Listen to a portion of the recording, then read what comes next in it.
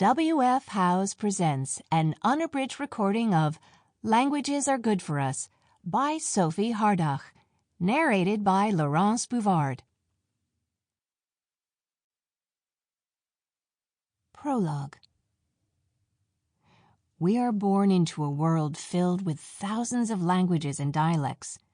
In our earliest months, we can perceive and mimic all the sounds that make up these languages.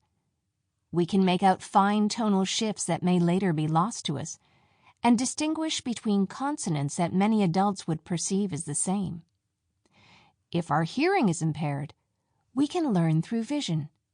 We can master any of the world's many sign languages simply by watching adults using them, copying them with babbling hands, and perfecting these gestures until we become fluent.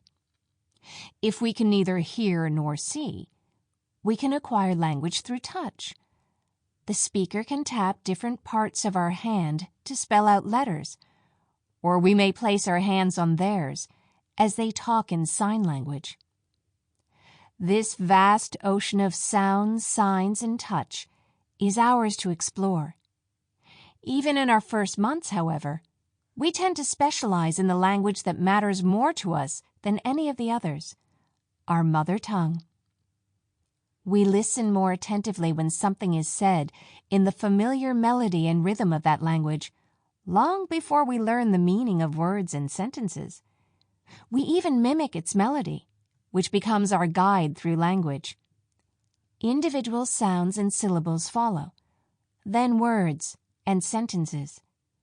Through the constant back and forth with the people who look after us, we become better and more precise at putting our thoughts, desires, and feelings into words. Babies who use sign language move from so-called manual babbling to ever more rhythmic sign sequences. This process is sometimes characterized as a loss, a turning away from the world's openness. But the intense focus on the languages that are most important to us allows us to analyze and make sense of an immense amount of information in a very short time.